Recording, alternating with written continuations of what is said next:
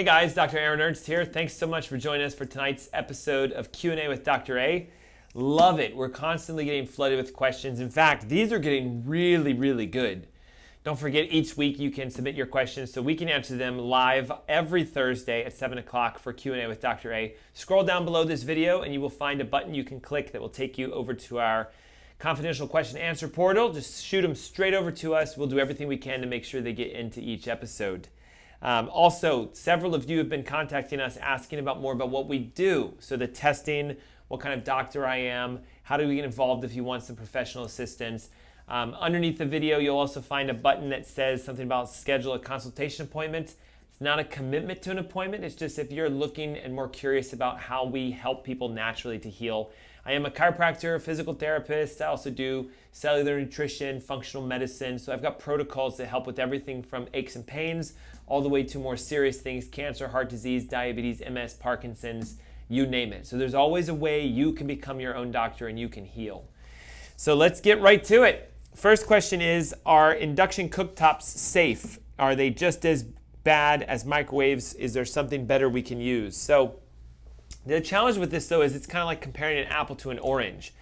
Microwaves heat food very fast using microwaves, so very small kind of frequency waves. They go in and excite water molecules to heat up the food. And an induction cooktop, it doesn't use that at all. So it's an electromagnetic energy. It's kind of like a large magnet. So the challenge with this is induction cooktops have been sort of slammed because they have a very high electromagnetic frequency or an EMF sort of radiation. So just like we've learned that microwaving is dangerous because of the rapid heating, sort of nutrient depleting, food destroying aspect of it. But it's more the food wrappers. So, you know, the microwave safe plastics and plates and stuff. You heat that up very rapidly and you pull chemicals into the food. That's why microwaves are so dangerous. Induction cooktops are dangerous because when you stand around it, man, you are getting blasted with electromagnetic radiation. And according to the International Commission of Non-Ionizing Radiation Protection, or the ICNIRP, they actually say that you get a huge dose of electromagnetic radiation when you use induction cooktops because you're standing so close to the magnetic field. Listen, we know computers give off EMF, we know your cell phones give off EMF, and today we're learning that there's actually radiation poisoning or sickness you can get from electronics. So to me, I would say both induction cooking and microwave cooking are out. So what do we do? Well, try to not eat the food heated up. Try to heat it up in a conventional oven or a convection oven or use the stovetop. You know, if it's convenience you're looking for, remember we always have to sacrifice things when we try to do stuff quickly. So for me, I have a toaster oven. I throw my food in there, a couple minutes, 10, 15, it's hot and ready to go. That's fast to me. Because again, remember, convenience is always gonna be something where you have to sacrifice some sort of comfort or things to that effect. So I don't want you to sacrifice your health for the fact that you can heat something up quickly. So stick with the traditionals. Eat it cold, warm it up using a toaster oven or a conventional oven, convection oven, or recognize that maybe you should eat foods that don't need to be constantly reheated because again, we can keep them fresh and keep them whole. Hopefully that helps to answer that question. Next question says, my brother-in-law has been diagnosed with prostate cancer. What are some things I can do so that I don't have the same outcome? So I want to answer this in two ways. I've got a whole host of things you can do so you don't end up getting cancer. And in fact, there's a book that was written called The Cancer Killers. It's by Dr. Charles Majors, Dr. Ben Lerner, and Sayer G. This book is amazing for two reasons. It's a doctor who cured himself of stage 4 brain cancer using certain holistic protocols. He learned so much about natural therapies for cancers that he wrote this book to do two things. First half is the how do I never get cancer option. Second half is I have cancer, how do I get rid of it option. So this is a great book for those of you who never want to get cancer. It'll actually show you the specific don't get cancer plan. What do you do? How do you fight through it? So I'm going to read to you sort of bullet points of the don't get cancer plan. First, cancer is always present in an acidic environment, meaning acid and developments of acidity in the body. So tissues that become acidic are the ones that tend to become cancerous. So what you want to do is make sure you alkalinize your body as much as you can. Greens drinks, green vegetables, alkaline water, lemon water, baking soda, things to alkalinize the human body because cancer cannot live in an alkaline environment. Second, oxidation is one of the primary causes of a lot of tumors because the DNA becomes damaged and oxidized. So your antioxidants need to be through the roof, and you should get them tested. There's actually blood and urine testing you can get done to find out if your antioxidants are on par or not. Third, oxygen. Cancer hates oxygen. In fact, it lives without oxygen. It feeds primarily off of sugar. So that's, of course, number 4. Get rid of all the sugar in your diet. But oxygen, it will actually kill cancer cells. How do we get more oxygen into our body? Well, you can do breathing exercises, do like a 3 to 4 second inhale with a 3 to 4 second exhale to pull more oxygen in. You can do oxygen therapies. Hyperbaric, for example, is great. Love it. I have a hyperbaric chamber, use it quite frequently. You basically lay in it. It pumps up a huge amount of oxygen into an environment that's sealed. You're breathing the oxygen in under a higher atmospheric pressure, so you're hyperoxygenizing the body. There's also supplements that are liquid dissolved oxygens. One is called cell food. You drip it into your water, you drink it, and you're getting more oxygen that way. Of course, exercise is also going to boost your oxygen, especially if you're doing max T3 or burst or something like that. But the diet is probably the biggest key for me. We eat way too much sugar as a culture, and sugar feeds cancer. So you want to go sugar zero, or as close to zero as possible. If you don't have cancer, my standard sort of cellular healing diet would be great for you. High fat, moderate protein, low to no carbs. For long-term sort of maintenance, though, we want to stay under 40 grams of carbohydrates per day, which you'll find is actually quite difficult because your classic sort of meals are going to be 20, 30, 40 grams just in and of themselves. Lastly, only because it was talked about in the book, is make sure you're dealing with stress. So meditation, managing your stress, and getting the toxins out of your body because they create chemical stress. So that is sort of the don't get it plan. Make sure your nerve system's working. Make sure your oxidation environments are present. You're good with antioxidants. You're alkaline, you're oxygenized, you're exercised, and you're eating a great high quality, high fat, protein, low carb diet. There you go. Next question says, what is so good about MCT oil and what's the best brand? There's tons of them. So let's talk about brands. The one I use is called Numedica. And the reason I use this is it's in a glass bottle and it's got this sort of darkened tint to it to protect it from getting oxidized by the light. So what we know is this: MCT oil stands for medium chain triglycerides. What that means is they are short fats and your body can burn them just like carbohydrates. Now most fats that you find are called long chain triglycerides. And so they're really, really long and your body has a hard time burning those. MCT specifically activates something called thermogenesis and a ketogenic state in your body. Thermogenesis simply means it's increasing the heat, or it's turning your metabolism on. So when you drink or eat or cook with MCT oil, you're activating your fat burning process, you're pushing ketones bodies into the blood, which your brain uses for fuel. Your body can use ketones to kill cancer cells and activate, healing processes. So that's what's so good about it. And why is it so important that we use MCT oil daily? Well, because a lot of us are inflamed, we want to lose weight, and we need to let our brains regenerate because we've caused damage with medications and foods and toxins. So how I use this is it's a pure liquid, 1 tablespoon in the morning, 1 tablespoon in the evening, and do it every day. Also, the unique thing about this is a pharmaceutical grade, so you'll see this USP. It basically means it's ultra pure, 100% capricolic and capric acid, which is what the MCT fats are.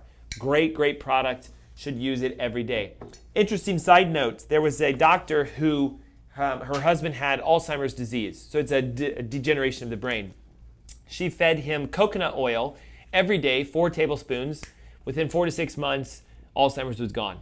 Coconut oil is 63% medium chain triglycerides. So imagine if you consume 100% medium chain triglycerides. You not only prevent, you can reverse and heal from a lot of neurodegenerative diseases. That's why I take it every day. Next question says, I'm a vegetarian, I eat very healthy, I'm having trouble losing weight, what's going on? Well, here's the thing. A lot of vegetarians think by being vegetarian that they are instantly healthy. Just because you're vegetarian doesn't mean you're instantly healthy. The challenge is a lot of vegetarians will substitute a lot of things that they don't normally eat with meat products, using grains and rice and corn and soy and all of the inflammatory foods. So while it's still vegetarian, what happens is it can cause damage. So here's what I'd like to say. If you're having trouble losing weight and you're a vegetarian, it's probably because you're eating way too many carbohydrates. So fruits And grains, corn, rice, soy, wheat, etc. Fruits, because fructose is inside of it. And again, most vegetarians go high fruit, high vegetables, high grains. The other thing you have to understand is this. Most vegetarians, unfortunately, are vitamin deficient because there are certain essential vitamins that you have to get from some sort of animal sources, or you need to get really high quality nutrition using a plant-based source. So if you're not consuming plant proteins on a regular basis, you might be deficient in certain essential amino acids and nutrients that you need. The classics for most vegetarians is a vitamin B12 deficiency. Also vitamin A and vitamin D, because they're fat soluble and they tend to come in animal fats. Also things like calcium and iron and magnesium and zinc, which are your immune boosters. So when I hear a vegetarian can't lose weight, my mind goes straight to too many carbohydrates, way too much wheat. There's actually a book called Wheat Belly, written by a medical doctor, where he said if you eat a lot of carbohydrates through grains, corn, rice, wheat, soy, oats, you cause an inflammatory process in the abdomen and you cause fat to be packed around that. So it's possible that that's the cause. A little interesting side note in regards to vegetarianism, veganism. I have nothing against it, it's great, but don't do it because you think it's healthy. Let's do it if it's something that's a pure philosophical or religious basis for you. I look at the human mouth and I say, we have sharp lateral incisors, very sharp central incisors, and very flat back molars. The sharpness of our incisors are designed to dig in and rip things apart. Typically it would be meats. The flat sort of back molars, of course, are designed for chewing and grinding, which would be vegetables and fruits and things to that effect. So our teeth tell us we should eat both. Listen, science is actually telling us that our intestines show us we should eat both. When you look at a predator, so mostly carnivorous eating, they have really smooth internal intestine linings when you look at it under like a pathological slide. You look at an herbivore and they have very rough internal intestinal linings. You look at a human and guess what? We have both smooth and rough. So to me, embryologically, historically, anthropologically, however you want to look at it, your cells tell you you need both animal and plant proteins. So that's why it's so difficult for vegetarians sometimes to get everything that they need. Am I saying you need to switch and eat meat? No, but make sure you're testing yourself and get the quality nutrients that you need. Watch out for added sugars, saturated fats, the classics, but for most vegetarians, it's the grains. Next question says, is there any proof between eating meat that has been given hormones and antibiotics and the negative effects that it has on you? And secondly, can you cook meat at a high enough temperature you would neutralize those effects? So here's the thing. The studies are out there, but they're really difficult to find. I have a few, but listen, it's usually by showing you that if you eat food that is antibiotic produced, you're going to get the antibiotic effects in your body. Or if you eat hormone-induced meats, you get hormone imbalances within your body. So that's about as direct connecting as I can find with eating beef given hormones and antibiotics. So here's what it says. 2004 study, Harvard School of Public Health. Livestock that has been given recombinant bovine growth hormone, which is a hormone to help make them basically bigger, fatter, produce more milk, basically makes them bigger, creates an insulin growth factor resistance in humans. In turn, it mimics human growth hormone, which will cause us to become bigger, fatter, and produce more liquids and milks and things like that. So the challenge here is, this study in 2004 by Harvard School of Public Health shows if you eat hormone-inducted meats, you become hormone-induced. And that's not necessarily a good thing.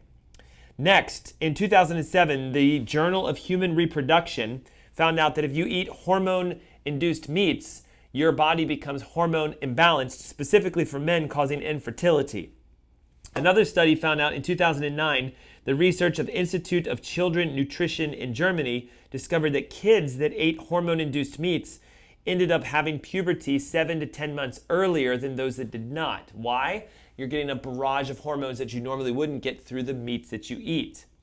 And then lastly, there are different added sex hormones that they give to the meat because, again, they're trying to push certain testosterone, estrogen relationships because you can make organs fatter. And of course, we buy meat by the pound, not by the slice or by the package. So the fatter I can make an animal, the more money I can make off of it. And I think it's kind of interesting. We see obesity climbing like crazy, and we know for a fact, ask any farmer out there, you feed them corn, soy, rice, oats, biscuits, those sorts of things, and they fatten up fast. You feed them grass only, and they are kind of scrawny, lean, tough animals. So farmers know the way to fatten up a cow is to feed it grains and to give it hormones. And so we wonder why when we eat grains and we take hormones that we can't stay thin and lose weight. As far as the antibiotics, here's the thing. There was a study done in 2010 in the Journal of Toxicology Research, and what they showed is this. You develop antibiotic resistance in the intestines when you eat meats that have high antibiotic exposures. It's kind of interesting because most farmers give their cows antibiotics because we know the diet they eat is so bad and makes them sick. Corn, rice, soy, oats, etc. literally decreases the digestive process in an animal. They start to ferment, they start to develop, bacteria, infections, and everything else. So the solution is, well, let's fatten them up, but let's give them antibiotics so they don't get sick. Now, those antibiotics transfer through the meats directly into us, and according to the Journal of Toxicology Research, they're finding out that those people who eat high antibiotic-produced meats all have antibiotic-resistant bacteria in their intestines, known as SIBO, small intestine bacterial overgrowth. So as far as can you cook this stuff out? No, you cannot. Partly because you'd have to nuke it to the point where it's charred black.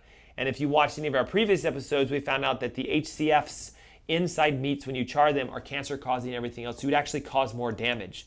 So what should we do? Stick with grass-fed, organic, free-range, wild-caught, because those proteins are the safest and the cleanest and the ones that you can actually consume without having to worry about damage taking place. Next question says, I know there are plenty of companies that spray for mosquitoes. We want to protect our house. We don't want it to be lots of toxins. We don't have standing water. What can we do to protect ourselves from bugs and mosquitoes outside? Okay, so here's the thing. You're correct. A lot of sprays right now, very toxic. We don't want added toxins in our body. So there is a unique aspect about mosquitoes in that they're attracted to carbon dioxide. So of course, you exhale carbon dioxide. So the reason they come to you when you're outside is because there's a small bubble of carbon dioxide around you. So let's think about this. What can we do naturally to get rid of the carbon dioxide? Well, you could stop breathing, but that's not very natural. What you could do is turn on a fan and let the fan push the carbon dioxide away from you. And of course, the mosquitoes are not attracted to you as much. Number two is you can understand that mosquitoes hate certain smells of oils, specifically peppermint, lavender, lemon, citronella. And so if you mix together in either vodka or witch hazel 10 to 15 of each of those, you'll come up with your own little bug spray, which, by the way, we have a recipe on our website, AskDrErnst.com. Type in bug spray and it'll pull it right up for you. But here's how you can protect yourself all the time outside without having to spray. Lemon balm, rose-scented geraniums, catnip. Those are all things you can purchase and plant in your yard around your landscaping, and they give off a natural sort of anti-mosquito smell. And so, of course, you won't have mosquitoes around you as much. You can also put soybean oil. Don't cook with this. Don't eat it. Don't do anything other than put it on your skin because, again, the soybean oil repels mosquitoes for about an hour and a half. So a little bit here, behind your knees, on the back of your neck, and they're gone. But my biggest thing would be for you is find some way to get these natural plants, lemon balm, rose-scented geraniums, catnip, in your yard because then the smell can disappear. I'm sorry, the mosquitoes can disappear because the smell of the plants will do that for you. Next question says, a calcium score in one of my arteries is high, but my cholesterol is perfect. Do you have any recommendations for lowering that score? Yeah, so let's talk about this. If you have calcium in your arteries, it's because there's damage to the arteries. Calcium is attracted to areas of acidity. So if I'm scarring or cutting the inside part of my artery, then what happens is the calcium comes along like a scar to try to protect it. And so here's my first thought. Your cholesterol is probably good, but what about your sugars? Because the number one inflamer of an artery is sugar. It's like glass. If you take sugar and you dissolve it into water, you're basically putting little tiny microscopic glass shards into that drink. And so as it passes through your blood, it's cutting along the sides of the artery. Cholesterol will naturally kind of stick in through there. So if your cholesterol is good, it's doing its job. But calcium shows up because there's inflammation. So the number one thing you can do to get your calcium scores down is this. Stop taking over-the-counter conventional calcium. Calcium carbonate, calcium lactate, calcium citrates. These things are all kind of dangerous because you can't just take calcium directly. You need its cofactors. You need all the nutrients and the enzymes to keep it stable. Second would be, where do most animals get calcium from themselves? They're not taking, Centrums and things to that effect, 1-a-days. They eat grass because that's where natural calciums come from. So greens. So let's alkalinize your body with a lot of greens. Let's stop taking calcium, bring your sugar levels down, and then what you'll start to see more than likely is the calcium will start to disappear from the arteries. By the way, something known as phytic acid can actually pull calcium from your blood vessels, and you can get that by eating a lot of legumes because they're high in phytic acid. And they also help to get it out of the vessel, and they help with the absorption process. So that will hopefully help you and your calcium issue. Next question says, my son and nephew get irritations in their mouths when they eat apples and peaches. It still happens when it's organic. Is this allergic reaction? What's going on? Well, here's the thing. There's a condition known as oral allergy syndrome, and it's actually characterized by irritation when you eat certain fruits. And what we know is this. Specifically with apples and peaches, they fall in the birch pollen category. And what I mean by that is birch pollen is a pollen just like we have grass and we have ragweed. So they've actually discovered that if you have a birch pollen sensitivity or allergy and you're breathing or inhaling in birch pollen and you happen to eat an apple or a peach at the same time, proteins in that fruit can counterbalance and interact with the pollen, and you get that sort of allergic response. My first thought when I read this was maybe it's a pesticide or an herbicide reaction. And you said nope, because it still happens with an organic apple and peach. So this is definitely something we call oral allergy syndrome. To me, it means that there's an underlying sensitivity to this pollen that hasn't been addressed.